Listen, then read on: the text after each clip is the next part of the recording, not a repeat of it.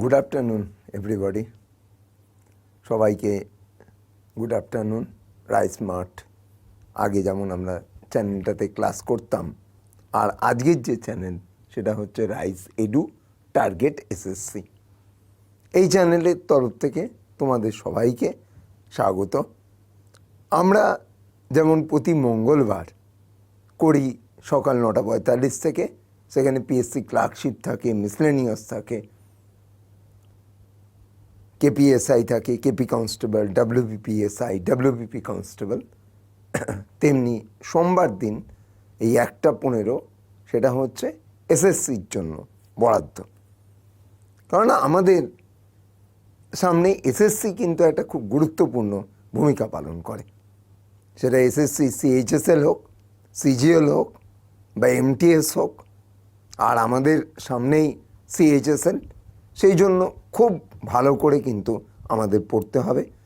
আর এই ক্লাসটাতে দেখেছো তো, বা আমার ক্লাসটাতে দেখেছো তো, যে যে জায়গাতে ট্রিক্স দিয়ে ঢুকবা সম্ভবপর সেই জায়গাতে আমরা ট্রিক্স দিয়ে ঢুকবো, আর যে জায়গাটাতে আমাদের ইনফরমেশন মনে রাখতে হবে সেইখানটা আমাদের ইনফরমেশন দিয়ে আমাদেরকে মনে রাখতে হবে।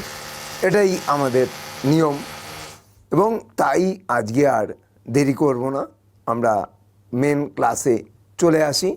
তার আগে আমি তোমাদেরকে বলে রাখি যে এই রাইসের যে নতুন চ্যানেল, এই যে তোমরা দেখতে পাচ্ছ নামটা রাইস এডু টার্গেট এসএসসি, এর লিঙ্কটা তোমাদের বন্ধুদেরও পাঠিয়ে দাও।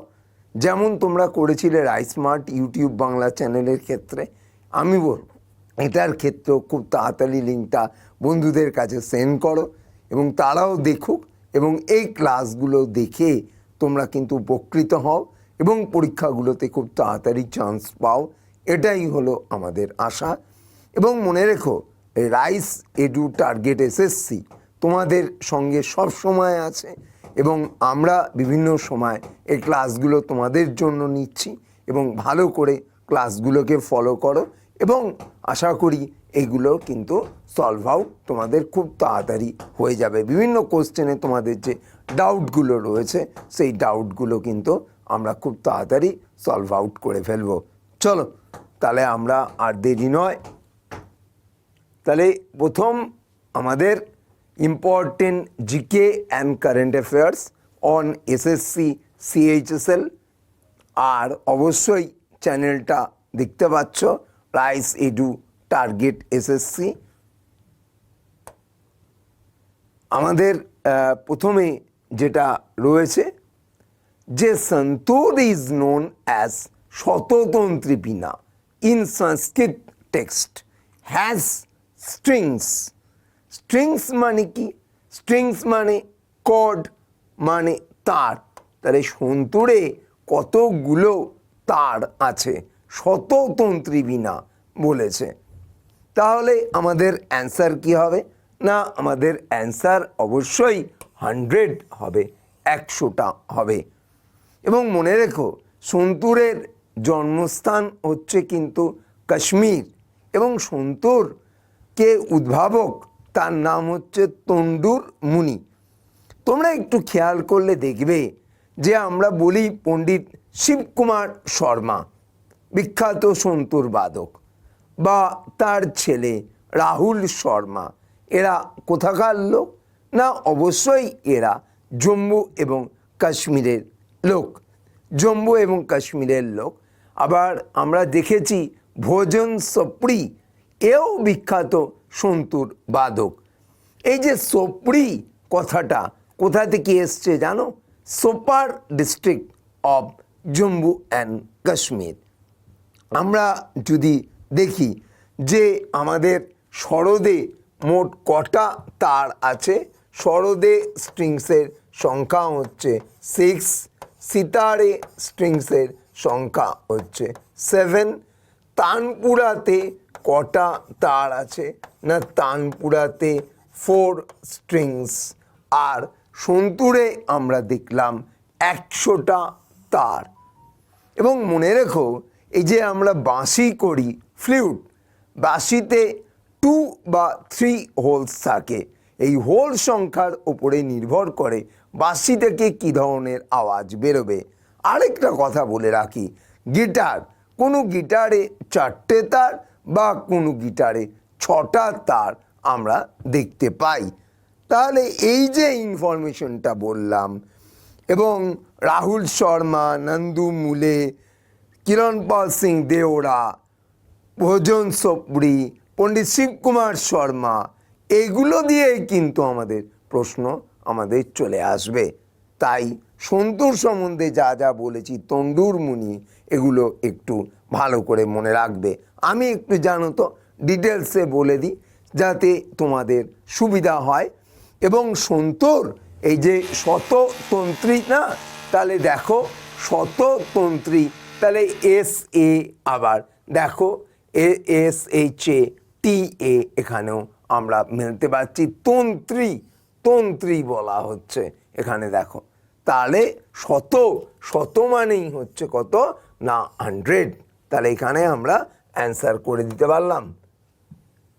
Second question, which of the following pair of musician and their instruments is incorrect? কে বৈদ্যনাথন কি বাজান না সিতার, পণ্ডিত রাম নারায়ণ কি বাজান না সারেঙ্গি, ওস্তাদ বিলায়েত খান কি বাজান সিতার, কিষাণ মহারাজ কি বাজান তবলা। তাহলে কোনটা আমাদের ম্যাচ করছে না, কোনটা ঠিক নেই? তাহলে ঠিক নেই এ।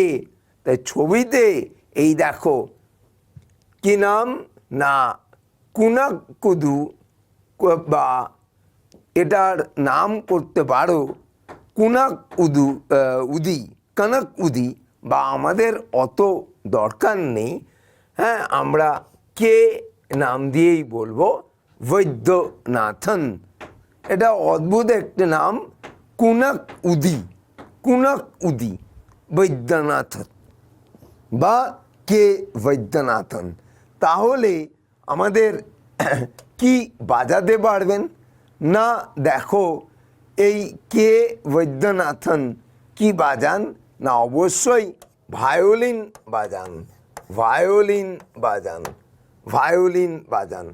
আমি ভিনা করতে পারতাম না, ভিনা পারবো না, কেননা V double E N A veena, আমার এখানে ই নেই, আমার এখানে আই আছে, ভি আছে, তারপর কি আছে এন আছে। তাহলে অবশ্যই আমি তাকে করব কি না ভায়োলিন। পণ্ডিত রামনারায়ণ সারেঙ্গি বাজান, উস্তাদ বিলায়েত খান সিতার বাজান, কিষাণ মহারাজ তবলা।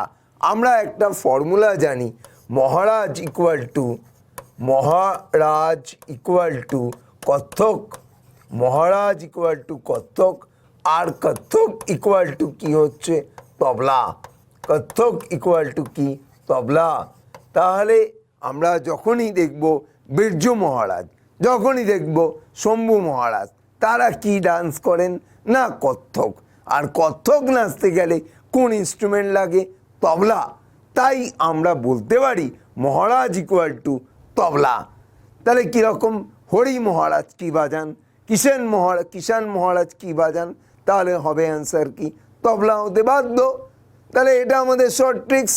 এছাড়াও তবলাতে তুমি তন্ময় বোসকে পাবে, তারপর বিক্রম ঘোষকে পাবে, শঙ্কর ঘোষকে পাবে, জাকির হুসেনকে পাবে, অরিন্দর চ্যাটার্জিকে পাবে, আহমেদ জান থিরাকুয়াকে পাবে। তাহলে এইগুলো তুমি অটোমেটিক্যালি পেয়ে যাবে। তাহলে এখানে তোমার অ্যান্সার করতে দিয়ে সুবিধা। তুমি এবার বলতে পারো যে স্যার বিনা করলেন না কেন? না, আমি বিনার V double E N A পাচ্ছি না, তাই আমি কে বৈদ্যনাথনকে ভায়োলিনের মধ্যেই ছুড়েছি, ভায়োলিনের মধ্যে ছুড়েছি। তাই আমাদের এখানে কে বৈদ্যনাথন, এখানে দেখো একদম কি বাজাচ্ছেন না বীণা বাজাচ্ছেন, এবং কোন ঘরানা না কর্ণাটিক ঘরানার শিল্পী। তাহলে অটোমেটিক্যালি আমরা পেয়ে গেলাম। চলো পরের কোশ্চেন। এবং আরেকটা কথা এখানে বলে দিই যে অনেক সময় দেয় যে Vilayat Khan was the music director of the film, কী হবে না সত্যজিতের একটা বিখ্যাত ফিল্ম জলসা ঘরের মিউজিক ডিরেক্টর ছিলেন এই ভিলায়েত খান। তিনি কি না অবশ্যই সিতার বাদক। পণ্ডিত রামনারায়ণ সারেঙ্গি, সারেঙ্গিতে আরও হয় রমেশ মিশ্র হয়, গোপাল মিশ্র হয়, তারাও সারেঙ্গি বাজিয়ে থাকেন। তাহলে এইটাও মনে রেখো, আমাদের পরীক্ষাতে কিন্তু দেবে। নেক্সট কোশ্চেনে আমরা যাব।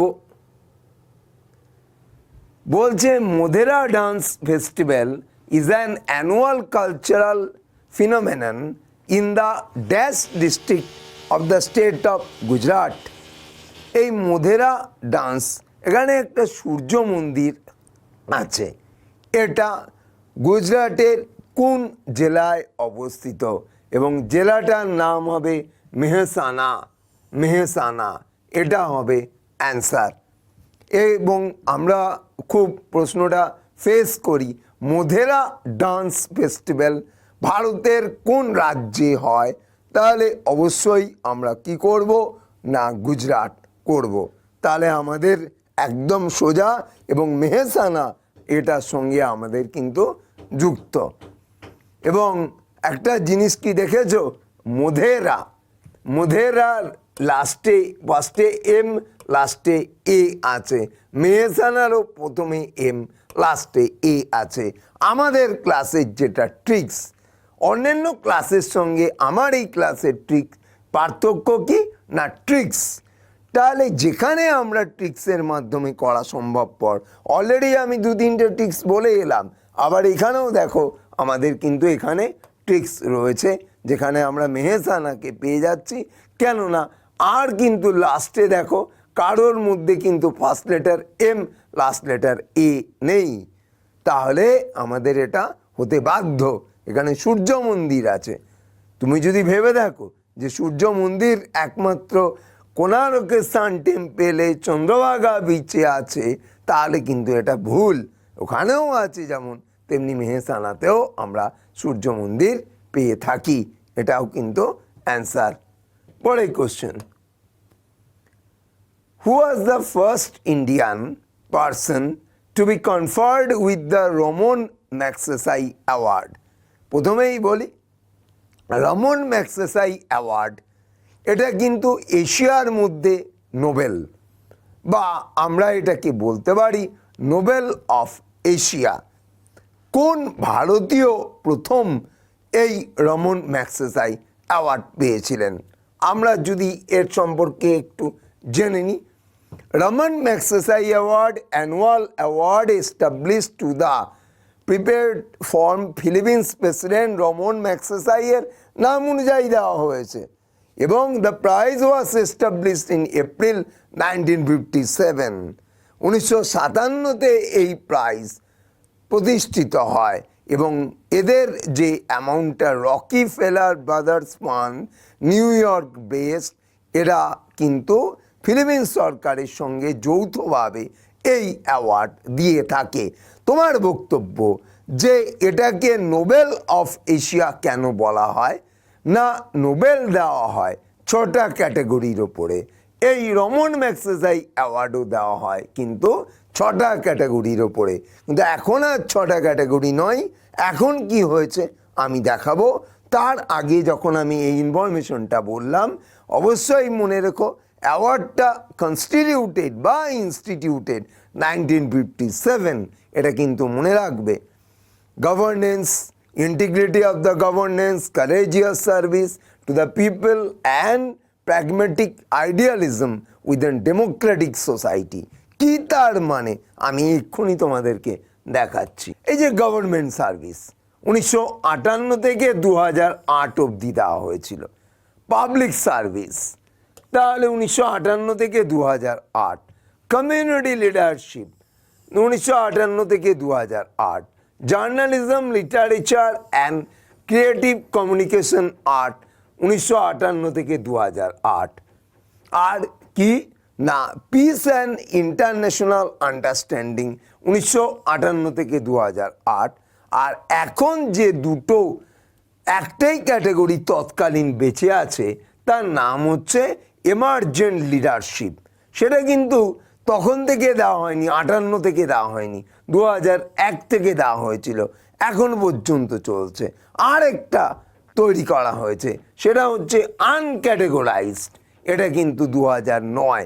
যেহেতু এই 5টা তোমার কি হচ্ছে 2008-এ শেষ হচ্ছে, তাই এখান থেকে স্টার্টিং করে দেওয়া হচ্ছে 2009। এবং এটা কিন্তু একদম মাথায় রাখবে, 2009 থেকে কিন্তু এটা স্টার্ট হচ্ছে আনক্যাটেগরাইজড। আনক্যাটেগরাইজডেও কিন্তু এখন খুব ভ্যালু রয়েছে, এটাও কিন্তু মনে রাখতে হবে।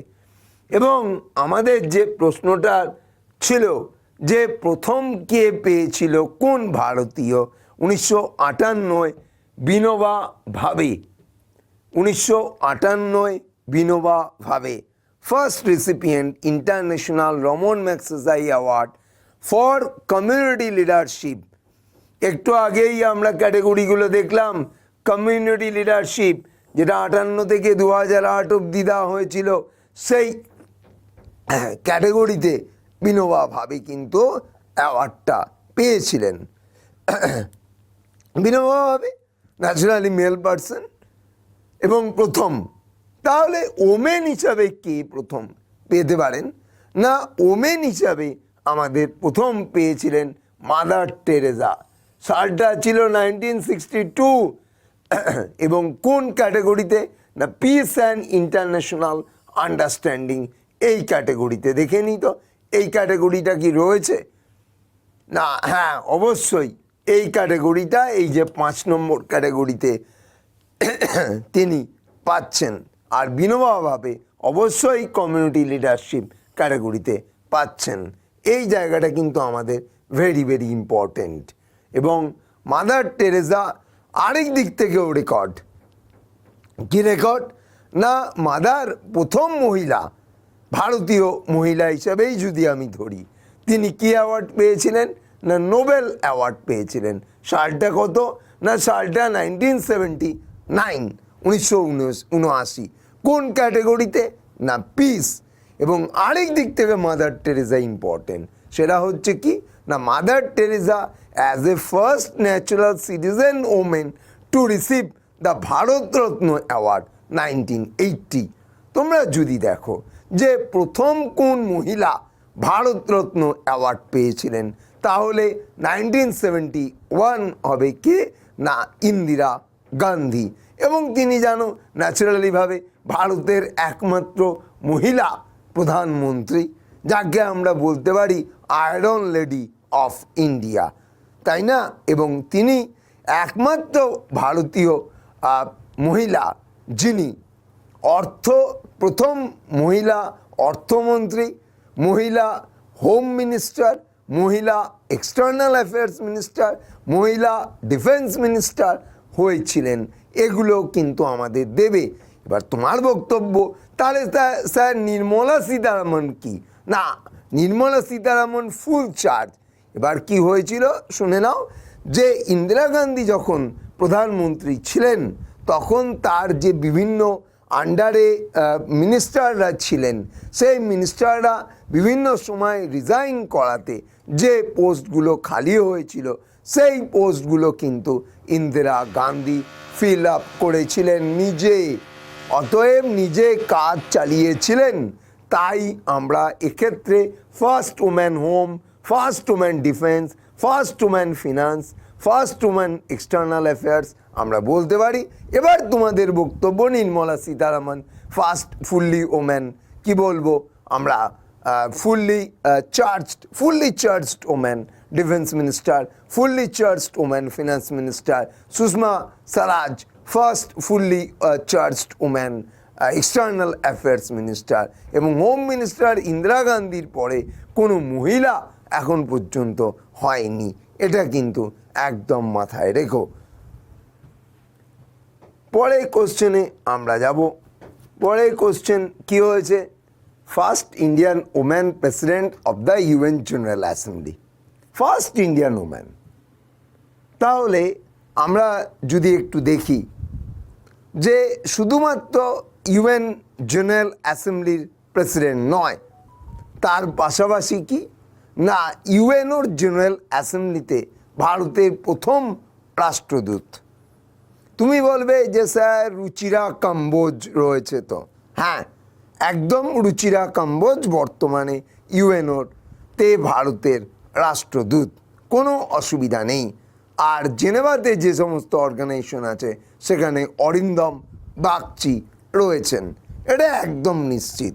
হ্যাঁ, সেই হিসাবে প্রথম ইউএনওর জেনারেল অ্যাসেম্বলিতে ভারতের রাষ্ট্রদূত প্রথম ছিলেন মহিলা হিসেবে কে? না, আমাদের বিজয়লক্ষ্মী পণ্ডিত।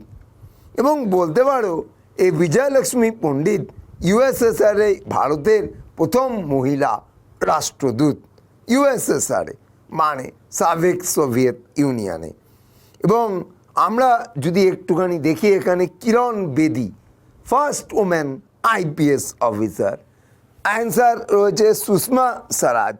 তাহলে সুষমা স্বরাজকে না ফার্স্ট ওম্যান, কি বলবো, external affairs minister, full charge. কেন? আমি একটু আগেই ইন্দিরা গান্ধী সংক্রান্ত ইনফরমেশনটা বলেছি, সেই জন্য আমি আর সেকেন্ড টাইম কিন্তু বললাম না। তাহলে first woman external affairs minister যদি হতো তাহলে হতো ইন্দিরা গান্ধী, আর ফুল চার্জ যদি হয় তখন আমাদের অ্যান্সার হবে কিন্তু সুষমা স্বরাজ। এটা কিন্তু মনে রেখো। পরে 6 নম্বর কোশ্চেন আমরা যাব। Who among the following is the world's first woman prime minister? ক্ষেত্রে বা কে এ আঞ্চমা টোকা, Golda Meir, Isabel Martinez de Peron এবং শ্রীমাভো বন্দর নায়কে।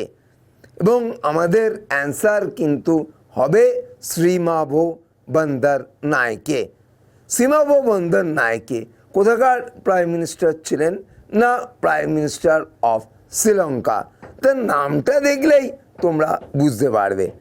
এবার আমার বক্তব্য, তাহলে ভারতের প্রথম মহিলা এবং একমাত্র প্রধানমন্ত্রী, মহিলা প্রধানমন্ত্রী কে? না অবশ্যই ইন্দিরা গান্ধী। আর এক্ষেত্রে আমরা নিলাম শ্রীমাভো বন্দর নায়কে শ্রীলঙ্কার প্রাইম মিনিস্টার হিসাবে আমরা ওয়ার্ল্ডের মধ্যে প্রথম। ও আরেকটা প্রশ্ন এখানে আসে, মার্গারেট থ্যাচার যাকে বলা হয় আয়রন লেডি অফ ইউকে, এই মার্গারেট থ্যাচার ইউকের কি না first woman PM. First woman PM, USSR তাকে আয়রন লেডি অফ ইউকে বলে অভিহিত করেছিল। আর আমাদের ইন্ডিয়ার আয়রন লেডি তো তোমরা জানোই কে? না ইন্দিরা গান্ধী। আবার যদি ইন্দিরা গান্ধী অপশনে না থাকে তখন তোমাদেরকে বলেছিলাম ইরম শর্মিলা চানু করতে, মানে যেটা মণিপুরের এবং সবচেয়ে বেস্ট হয়, যে ইরম শর্মিলা চানুর থেকেও আরেকটা বেটার অ্যান্সার নেবে, সেটা হচ্ছে MC মেরি কম, যিনি বক্সার, যার আরেকটা নিকনেম আছে ম্যাগনিফিসেন্ট মেরি। একটা কাজ করবে তোমরা, যদি দেখো আয়রন লেডি অফ ইন্ডিয়াতে ইন্দিরা গান্ধী নেই, তাহলে MC মেরি কম নেওয়াটাই বেটার। আর যদি MC মেরি কমও নেই, ইন্দিরা গান্ধী নেই, তখন হচ্ছে তোমার কি হবে না আফসার বিরুদ্ধে যেটা আইন রয়েছে, সেই আইনের বিরুদ্ধে যিনি টানা 10 বছর অনশন করেছিলেন তার নামটা অবশ্যই নেবে। ঠিক আছে, চলো পরে কোশ্চেনে আমরা যাব। Amnesty international is an agency of the United Nations to help the refugees of civil war, a global human rights movement, na a non-governmental voluntary organization to help very poor people, বা an intergovernmental agency to cater to medical emergencies and war-ravaged regions। এবং তাহলে আমাদের answer কি হলো? না আমাদের human rights. এই মুহূর্তে দাঁড়িয়ে আমরা কি দেখতে পাই? না এই মুহূর্তে দাঁড়িয়ে আমরা দেখতে পাই হিউম্যান রাইটসের সবচেয়ে বড় অর্গানাইজেশন কিন্তু অ্যামনেস্টি ইন্টারন্যাশনাল। এদের হেডকোয়ার্টার তুমি কি করে বার করবে তার একটা নিয়ম আমি তোমাদেরকে শিখিয়ে দিই। কি করে বার করব না আমি লিখব I am common in London, I am common in London, I am common in London. I দিয়ে কি হবে না আই দিয়ে হবে IMO, ইন্টারন্যাশনাল মেরিটাইম অর্গানাইজেশন। যে ইন্টারন্যাশনাল মেরিটাইম অর্গানাইজেশন বলছে যে এই যে হাউতি জঙ্গিরা, সোমালিয়ার এরা জলদস্যুরা জাহাজগুলোকে পাইরেটস হিসাবে দখল করছে, তাদের কিচ্ছু করার নেই। IMO, international maritime organisation. আবার অ্যাম দিয়ে কি হলো, অ্যাম দিয়ে হলো অ্যামনেস্টি ইন্টারন্যাশনাল। কমন দিয়ে কি হলো, কমন দিয়ে তৈরি হলো CHOGM। CHOGM মানে Commonwealth heads of government meeting, মানে যারা কোনো না কোনো সময় ব্রিটিশ প্রভুদের অধীনে ছিল তারাই CHOGM এর মেম্বার। আর তাদের সবার হেডকোয়ার্টার কোথায় রয়েছে না লন্ডনে রয়েছে। আর তুমি যদি বলো যে স্যার এই যে গ্লোবাল হিউম্যান রাইটস মুভমেন্ট, তখন তো আমাকে করতে হবে ইউনাইটেড নেশনস, কী হবে হিউম্যান রাইটস কাউন্সিল। আবার তুমি যদি বলো যে এইটা একদম তোমার কি বলবো inter governmental to cater the medical emergencies, এখানটা কাজ করবে না। রিফিউজি নিয়ে যদি হয় তাহলে তো তোমাকে অ্যান্সার করতে হবে UNHCR, তার মানে united nation high commissioner for refugee, united nation high commissioner for refugee UNHCR। তাহলে এইটার ক্ষেত্রে UNHCR, এইটার ক্ষেত্রে হচ্ছে তোমার কি হবে হিউম্যান রাইটসের ক্ষেত্রে আমাদের UNHRCও কাজ করে, কিন্তু UNHRCর থেকে সবচেয়ে বেশি উল্লেখযোগ্য ভূমিকা কাজ করে অ্যামনেস্টি ইন্টারন্যাশনাল। তাই আমাদের এটাই কিন্তু হয়ে গেল অ্যান্সার। পরের কোশ্চেনে আমরা যাব। The national sport of Brazil is, কী হবে তেজো, ক্যাওপিরা, হকি, বেসবল। এই দেখো it is a one type of martial art, কিন্তু এটা কি না one type of martial art. এবং আমরা যদি দেখি যে এই যে তেজো কোথায় না তেজো হচ্ছে কলম্বিয়ার ন্যাশনাল স্পোর্টস। ক্যাপিয়ারা এটা কোন দেশের ন্যাশনাল স্পোর্টস না অ্যান্সার হচ্ছে ব্রাজিল। হকি কার না হকি হচ্ছে আমাদের চিরশত্রু দেশ পাকিস্তান। বেসবল কার না বেসবল হচ্ছে তাইওয়ান। তারপর হচ্ছে তাইওয়ান USA। তারপর কি ডোমিনিকান রিপাবলিক। আর কার না ডোমিনিকান রিপাবলিক ছাড়াও আরেকটা কান্ট্রির বেসবল হয় ভেনেজুয়েলা। এই ভেনেজুয়েলারও ন্যাশনাল স্পোর্টস কিন্তু বেসবল। তাইওয়ান USA, তারপর ডোমিনিকান রিপাবলিক, তারপর ভেনেজুয়েলা, এদের সবার কিন্তু ন্যাশনাল স্পোর্টস হচ্ছে বেসবল। আর ইন্ডিয়ারটা তো জানোই, ইন্ডিয়ার ক্ষেত্রে আমরা যদি বলি ডিফ্যাক্টো মানে যেটা বাস্তবিক পক্ষে বা গল্প প্রসঙ্গে, সেখানে আমরা কি বলবো না ডিফ্যাক্টো যদি হয় তাহলে প্রথমে ছিল কাবাডি, পরবর্তীকালে ফিল্ড হকি, আর ডিজিওর যেটা আইনত সেখানে কি হচ্ছে নান অফ দিস, ভারতের কোনো জাতীয় খেলা নেই। ডিজিওর যদি আমরা করতে পারি তাহলে এটা আমাদের অ্যান্সার। পরে question, the world's only floating national park Keibul Lamjao national park is located in. আমরা একদম চোখ কান বুঝে অ্যান্সার করব কোথায় না মণিপুর। আমরা একটুখানি এই ন্যাশনাল পার্কটাকে দেখে নিই, বা এই ন্যাশনাল পার্ক কোন অ্যানিমেলের জন্য বিখ্যাত আমরা সেটাকেও দেখে নিই। এই প্রাণীটার নাম হচ্ছে কি না এই প্রাণীটার নাম হচ্ছে সাংগাই। এবং সেখানে আমাদেরকে প্রশ্নে বলে যে সাংগাই ফেস্টিভ্যাল কোথায় হয় না সাংগাই ফেস্টিভ্যাল মণিপুরে হয়। আমি কি করেছি না এলস ডিয়ার সার্ভুস LDLD, এটা হচ্ছে এর সায়েন্টিফিক নেম। সায়েন্টিফিক নেম না জানলেও হবে, এবং এটা হচ্ছে সাংঘাই নামে পরিচিত। আরেকটু কথা আমি বলে দিই, এই কেইবুল লামজাও একদম বিষ্ণুপুর ডিস্ট্রিক্ট অফ দ্য মণিপুরে অবস্থান করে। ওয়ার্ল্ডে একমাত্র ফ্লোটিং ন্যাশনাল পার্ক এটা। একদম এই যে এই জায়গাটা একটা বায়োমাস জমে জমে তৈরি হয়েছে, এটাকে বলা হয় ফুমদি। এটাকে বলা হয় ফুমদি।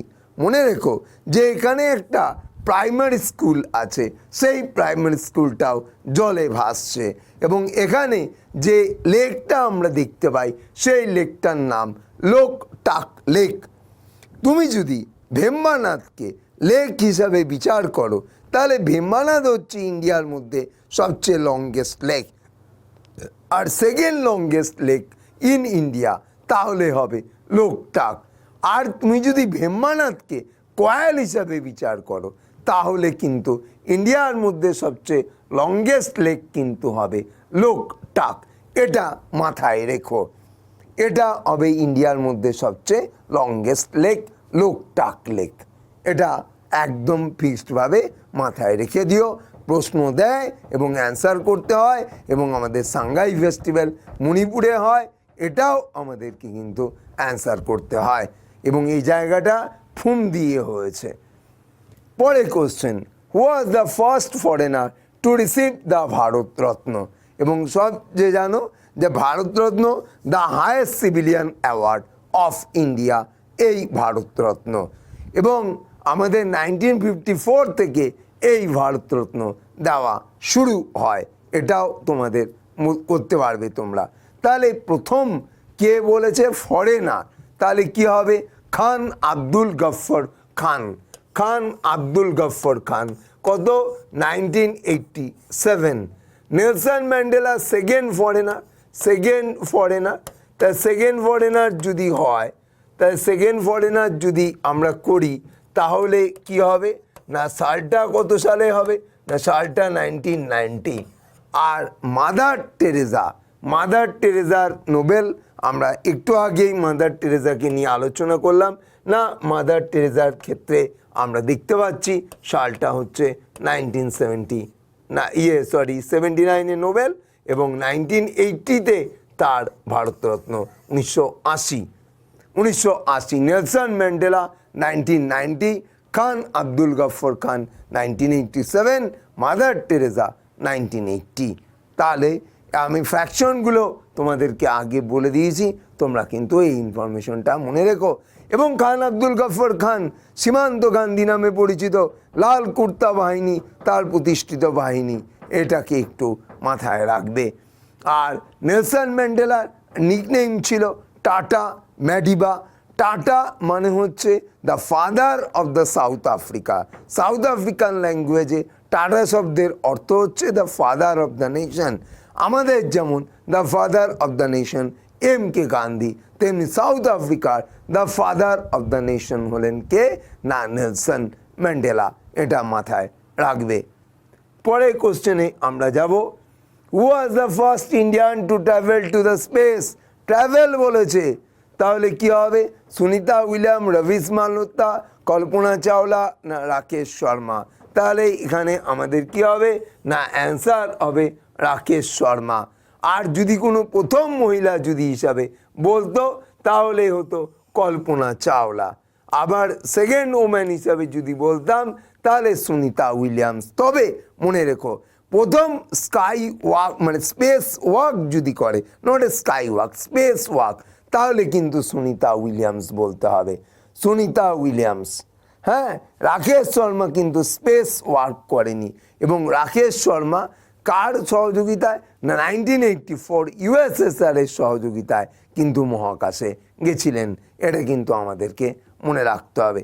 এবং 21 দিন প্রায়ের মতো এখানে কিন্তু তিনি কাটিয়েছিলেন।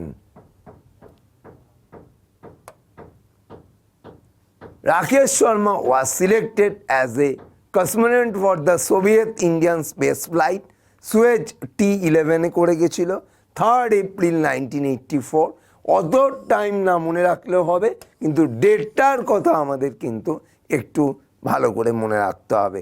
এবং যে স্যাটেলাইটে করে গেছিল সেই মানে যে স্পেস ক্রাফটে, ভুল বললাম, স্যাটেলাইট, সেটা হচ্ছে সুয়েজ T11 করে গেছিলেন, এটা কিন্তু মনে রেখো ভালো করে। পরের কোশ্চেনে আমরা যাব, in which state tornado fair celebrated annually? Gujarat, Manipur, Madhya Pradesh, Telangana. এবং আমাদের অ্যান্সার কিন্তু একদম চোখ কান বুঝে কী হবে না, গুজরাট, টর্নেডো ফেয়ার। এই টর্নেডো ফেয়ার সম্বন্ধে আমরা একটু দেখব। গুজরাট 3 days 3 দিন ধরে হয়, আগস্ট সেপ্টেম্বর মাসে হয়। এবং এটার যদি মিথ হয়, যদি ধরি, তাহলে দ্রৌপদীর স্বয়ম্বর, যেখানে অর্জুন ধনুক দিয়ে তীর ছুঁড়ে এটা দ্রৌপদী তার কি করেছিল না, প্রথম যে পঞ্চপাণ্ডবের সঙ্গে তার যে বিবাহ, সেই ঘটনার সূত্রপাত করেন। এবং এই ঘটনার পরিপ্রেক্ষিতে এই টর্নেডো ফেয়ার হয়ে থাকে। এই ঘটনার পরিপ্রেক্ষিতেই কিন্তু টর্নেডো ফেয়ার শুরু হয়। এবং আমরা এই টর্নেডো ফেয়ারটাকে আমরা এই মিথের উপরে বিশ্বাস করেই আমরা করতে পারি। এবং এটা কোথায় হয়? গুজরাটে হয়। এবং কোন মাসে হয়? মাসটা আমাদেরকে জিজ্ঞেস করতে পারে। মাসটা কিন্তু আগস্ট এবং বা সেপ্টেম্বর মাস অনুযায়ী হয়, সেটা ক্যালেন্ডারের উপরে বেস করে হয়। Veeranattam dance of the brave performed in the Shiva temples in honor of Shiva is a folk dance from the state of. তাহলে শিবের সম্মানে কে করে না, শিবা টেম্পেলে হবে। কোথায় কার লোক করবে? জম্মু কাশ্মীর, গুজরাট, ওয়েস্ট বেঙ্গল না অন্ধ্রপ্রদেশ? এবং চোখ কান বুঝে আমাদের এখানে অ্যান্সারটা হবে কি, অন্ধ্রপ্রদেশ। বীরানাট্যম এখানে একটু আলাদা হয়, যেটা তোমাদেরকে শেখানো ছিল টি লাস্টে এম হলে তামিলনাড়ু হয়, কিন্তু তার পাশাপাশি আমি মোহিনীআট্টমের ক্ষেত্রে ব্যতিক্রম করেছিলাম, বীরানাট্যমের ক্ষেত্রেও কিন্তু একটু ব্যতিক্রম, এবং এটা হবে অন্ধ্রপ্রদেশ। গুজরাটের গরবা তোমরা জানো, জম্মু কাশ্মীরের রাউফ জানো, হিকাত জানো, ধুমাল জানো, ওয়েস্ট বেঙ্গলের ছৌ জানো, কার্ডি জানো, রায়বেশি জানো, বাউল জানো, কীর্তন জানো, আলকা প্লেটো জানো, আলকা প্লেটো। আবার অন্ধ্রপ্রদেশের ক্ষেত্রে তোমরা কোলাট্টাম দেখেছিলে, এখানেও একটুখানি এক্সেপশনাল হয়েছিল। আর বীরানাট্যম এই ডান্সটাও কিন্তু শিব মন্দিরে হয়, শিবকে উদ্দেশ্য করে হয়, এবং এটা কিন্তু অন্ধ্রপ্রদেশের একটা বিশেষ ফোক ডান্স হিসাবে কিন্তু বিবেচিত হয়। এটা কিন্তু মাথায় রাখবে। পরের কোশ্চেনে আমরা যদি যাই, KD Singh Babu stadium is located in which among the following cities? Gorakhpur, Jamshedpur, Lucknow, Jaipur. আমরা যদি দেখি যে জামশেদপুরে কি আছে না, জামশেদপুরে আমাদের কি আছে না, কিনান স্টেডিয়াম রয়েছে। লখনৌতে আমরা কি স্টেডিয়াম এর আগে নিয়েছিলাম না, ধ্যানচাঁদ অ্যাস্ট্রোটার্ফ স্টেডিয়াম। আমরা ধ্যানচাঁদ ন্যাশনাল স্টেডিয়াম, ন্যাশনাল ছিল তাই নিউ দিল্লি করেছিলাম। আর ধ্যানচাঁদ অ্যাস্ট্রোটার্ফ স্টেডিয়াম আমরা কোথায় করেছিলাম? লখনৌ। তারপরে জয়পুরে সোয়াই মানসিং স্টেডিয়ামকে আমরা দেখেছিলাম। তাহলে এখানেও আমাদের কিন্তু অ্যান্সার হবে লখনৌ। কেডি সিং বাবু স্টেডিয়াম, এখানে কি খেলা হয় না, অবশ্যই এখানে ক্রিকেট খেলা হয়। কেডি সিং বাবু স্টেডিয়ামে ক্রিকেট খেলা হয়, এটা কিন্তু মনে রাখবে। তাহলে গোরখপুর, জামশেদপুর এবং লখনৌ, জয়পুর, জয়পুরের স্টেডিয়ামটার নামও বলে দিয়েছি, এটা একটু কিন্তু মনে রাখবে। পরে কোশ্চেনে 15 নম্বর কোশ্চেনে আমরা চলে যাব। Which of the following classical dance Jamini Krishnamurthy related to? Jamini Krishnamurthy related to actual Kathak আছে, ভারতনাট্যম আছে, কথাকলি আছে, কুচিপুড়ি আছে। তাহলে আমরা যামিনী কৃষ্ণমূর্তির ক্ষেত্রে আমরা কি করব না ভারতনাট্যম করব। এবার একটা জিনিস একটু খুব মাথায় রেখো, যদি দেখো কোথাও অপশনে ভারতনাট্যম এবং কুচিপুড়ি, তাহলে কিন্তু যামিনী কৃষ্ণমূর্তির ক্ষেত্রে অ্যাপ্লিকেবল হবে। আবার যদি কোনো সময় দেখো যে ভারতনাট্যম নেই যামিনী কৃষ্ণমূর্তির ক্ষেত্রে, কুচিপুড়ি আছে, তখন কিন্তু কুচিপুড়ি করবে। এটা কার সঙ্গে মিল খাবে আমি আরেকবার বলে দিই, না বৈজয়ন্তীমালা বালি। বৈজয়ন্তীমালা বালির ক্ষেত্রেও ঠিক সেম অ্যাপ্লিকেশন হবে। বৈজয়ন্তীমালা বালি অবশ্যই বিয়ে আছে, তাহলে ভারতনাট্যম করতে তুমি বাধ্য। এবার যদি কোনো সময় ভারতনাট্যম না থাকে, তখন কি তুমি মানে পরীক্ষার কোশ্চেনটা ছেড়ে দিয়ে চলে আসবে? না, সেক্ষেত্রে তোমার অ্যান্সার হবে কুচিপুড়ি। ঠিক এই একই আমাদের অ্যান্সার যেটা আমরা নিলাম, সেটা যামিনী কৃষ্ণমূর্তির ক্ষেত্র ভারতনাট্যম এবং কুচিপুড়ি হবে। এখানে যেহেতু বোধ নেই, তাই আমি এখানে কিন্তু শুধুমাত্র ভারতনাট্যম করলাম। আর যদি এখানে বোধ থাকতো, ভারতনাট্যম কুচিপুড়ি দুটোই থাকতো, তাহলে আমি একদম বোধ এ অ্যান্ড বি করতাম, বা বোধ A and D, B and D করতাম, এইরকম করে অ্যান্সার। ডি করা যাবে না, কারণ ডিতে বোধ চিহ্নটা থাকতে পারে অনেক সময়। Anshi national park is located in which of the following state? Kerala, Himachal Pradesh, Karnataka, Rajasthan. Anshi, একদম চোখ কান বুঝে, আনসি ন্যাশনাল পার্ক কর্ণাটকাতে অবস্থিত, চোখ কান বুঝে। এবং এই আনসি ন্যাশনাল পার্ক একটা অ্যানিমেলের জন্য বিখ্যাত, সেটা হচ্ছে কি গ্রেট হর্নবিল। এটা বার্ড, এর জন্য কিন্তু আনসি ফেমাস। এটা দিয়েও প্রশ্ন দিয়েছিল। আনসির ক্ষেত্রে যেমন লোকেশন দিয়ে প্রশ্ন দেয়, তেমনি আনসি কোন অ্যানিমেলের জন্য বিখ্যাত সেটা দিয়েও কিন্তু প্রশ্ন দেয়। পরের কোশ্চেনে আমরা যাব। Which national park is situated in Karnataka among this? Bandipur, Anshi, Bannerghatta, all of this. তাহলে আমাদের অ্যান্সার কিন্তু অল অফ দিস করব। এবং তোমরা জেনো যে বন্দিপুর হচ্ছে টাইগারের জন্য বিখ্যাত, আনসি হচ্ছে হর্নবিল দেখলে হর্নবিলের জন্য বিখ্যাত, হর্নবিলের জন্য বিখ্যাত দেখলে আনসি। আর বানেরঘাটা এটা হচ্ছে বাটারফ্লাই, বাটারফ্লাইয়ের জন্য বিখ্যাত। এবং বানেরঘাটা যে কর্ণাটকাতে হবে তার একটা নিশ্চিত দেখো TA আছে একদম। তাহলে অবশ্যই আমাদের কর্ণাটকার সঙ্গে কিন্তু একদম অনেকটা মিলে যায়। এবং TAKA আর বানেরঘাটাতেও কিন্তু সেম টাইপের আমরা ফরমেশন দেখতে পাই, অনেকটা সেম, একই নয় আর সেম টাইপের ফরমেশন। এবং বানেরঘাটা বাটারফ্লাই, বাটারফ্লাই এর নামের সঙ্গেও কিন্তু দেখো বানেরঘাটার নামের মিল রয়েছে। তাহলে বানেরঘাটা বাটারফ্লাই কনজারভেশনের জন্য কিন্তু বিখ্যাত। ইন্ডিয়াস ফার্স্ট বাটারফ্লাই পার্ক, এটাও আমরা CHSL এর কোশ্চেনে পেয়েছিলাম। Which among the following national park? তাহলে এক্ষেত্রে আমাদের রয়েছে কে না বানেরঘাটা হচ্ছে আমাদের অ্যান্সার। এবং সঞ্জয় গান্ধী ন্যাশনাল পার্ক, এটাও কিন্তু ফ্লোরা এবং ফনার জন্য বিখ্যাত। এবং সঞ্জয় গান্ধী ন্যাশনাল পার্ক কিন্তু কোথায় আছে না মহারাষ্ট্রেতে রয়েছে। ঠিক আছে, তাহলে পরের কোশ্চেনে আমরা চলে যাই। Sanjeev Puri, the chairman and managing director of the ITC Limited, has been elevated as the new president of the which business association for the term 2024-25 FICCI CII ASSOCHAM ICC? তাহলে কি হবে? Confederation of Indian industry. দেখো সঞ্জীব পুরীর এইখানেই আমি ছবিতে উত্তর দিয়ে দিয়েছি, অ্যান্সার কিন্তু বলছে CII, confederation of Indian industry. Business association, business association বড় বড় শিল্পপতিদের ক্লাব। তারা কিসের জন্য কাজ করে? ব্যবসা বাণিজ্যের সম্প্রসারণের জন্য তারা কাজ করে থাকে।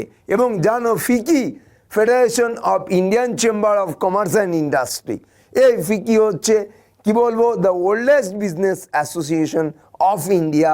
1927-এ ফিকি তৈরি হয়। এবং ফিকির হেডকোয়ার্টার বার করতে গেলে কি করে বার করে জানো? না আইসি আছে, মানে ইন্ডিয়ান ক্যাপিটাল বা সিআই ক্যাপিটাল অফ ইন্ডিয়া বলে আমরা ফিকির হেডকোয়ার্টার বার করে দিতে পারি। তাহলে আমাদের এখানে অ্যান্সার কিন্তু সিআইআই আছে এবং অলরেডি আমি এখানে তোমাদেরকে দেখিয়ে দিয়েছিলাম।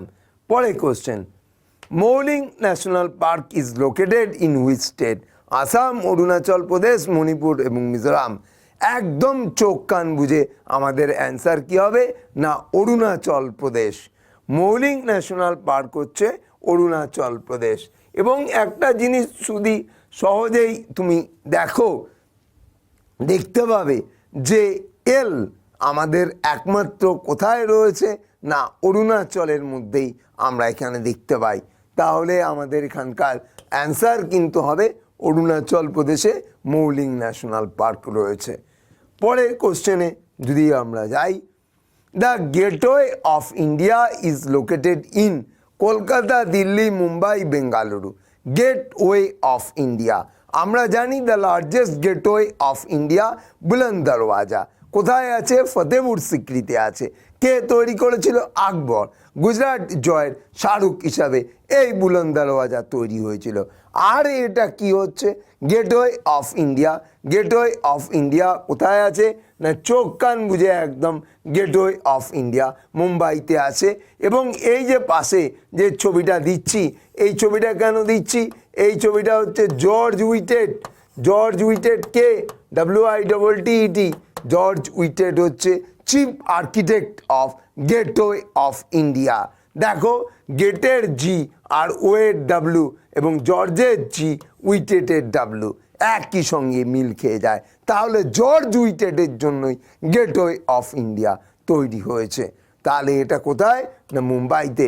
এবং আমরা যদি দেখি গেটওয়ে অফ ইন্ডিয়া এর arch monument completed in 1924 of the waterfront of the Mumbai, আগের নাম ছিল Bombay. It was erected to commemorating the land of George V for his coronation as the Emperor of India in the December 1911 at the Strand Road near Wellington Fountain.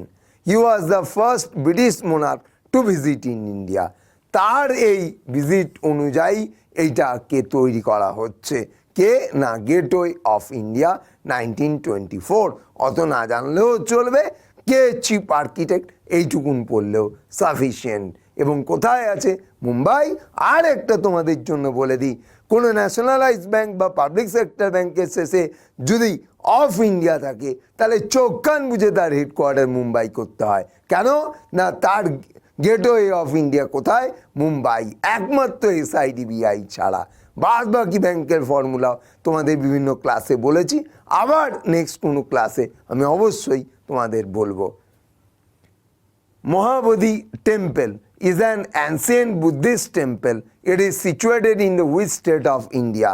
এটা কি অশোক তৈরি করেছিল? রাজস্থান, উত্তরপ্রদেশ, কেরালা, বিহার। অবশ্যই আমাদের এখানকার অ্যান্সার হবে বিহার। বিহার। মহাবোধি টেম্পল কোথায় না মহাবোধি টেম্পল বুদ্ধগয়া। বুদ্ধগয়া কোথায় না বুদ্ধগয়া হচ্ছে বিহারে অবস্থিত। তাহলে আমাদের এখানকার অ্যান্সার হয়ে গেল কিন্তু বিহার। একদম ঝটপট আমরা অ্যান্সার করব। এবং কে তৈরি করেছিলেন এবং তৈরি করেছিলেন অশোক তৈরি করেছিলেন, এটাও কিন্তু মাথায় রাখবে। Which country recently won 30th Sultan Azlan Shah trophy? Japan, India, China, Malaysia. এই আজলান শাহ ট্রফি জানো তো কিসের সঙ্গে যুক্ত না আজলান শাহ ট্রফি হচ্ছে ফিল্ড হকির সঙ্গে যুক্ত। এখন এই টুর্নামেন্টটা বাইএনিয়াল, মানে এক বছর অন্তর এখানে খেলা হয়। 2024-এর ক্ষেত্রে আমরা এই আজলান শাহ ট্রফি কে জিতেছে না প্রথমবার জিতল জাপান। কাকে হারালো না বিট হচ্ছে কাকে হারিয়েছে না পাকিস্তানকে হারিয়েছে। এটা একটু মনে রেখো। কবে হচ্ছে আমার অতটা ইম্পর্টেন্ট নয়, এবং কিসের সঙ্গে ফিল্ড হকির সঙ্গে এটা কিন্তু যুক্ত। আর আরেকটা কথা বলি, আমাদের এই খেলাটা কোথায় হয় না মালয়েশিয়াতে হয়। এবং মালয়েশিয়ার কুয়ালালামপুরে কি আছে না মারডেকা স্টেডিয়াম আছে। এই মারডেকা স্টেডিয়ামে কিন্তু এই আজলান শাহ কাপ টুর্নামেন্টটা হয়। আর আরেকটা কথা বলি যে এছাড়াও ইপো মালয়েশিয়া বলে একটা জায়গা আছে, এখানে সুলতান আজলান শাহ স্টেডিয়ামও রয়েছে। তাহলে অতএব এখানকার উইনার কিন্তু এবছরের জন্য 2024-এর জন্য হবে জাপান, এই প্রথম। আর রানার্স হচ্ছে কিন্তু পাকিস্তান হবে answer.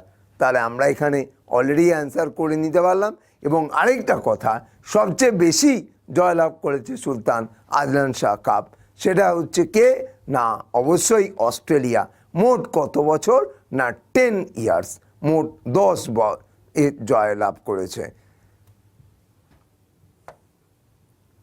Which state government has mandated a 33% reservation for women in outsourced government job?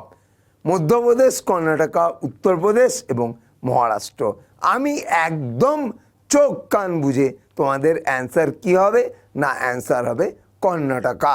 তোমরা অলরেডি কর্ণাটকা সিএমকে দেখছো এবং কর্ণাটকাই প্রথম ভারতের রাজ্য যেখানে আউটসোর্স গভর্নমেন্ট জব কি হচ্ছে না ম্যান্ডেটেড করা হচ্ছে 33% ফর ওমেনদের জন্য।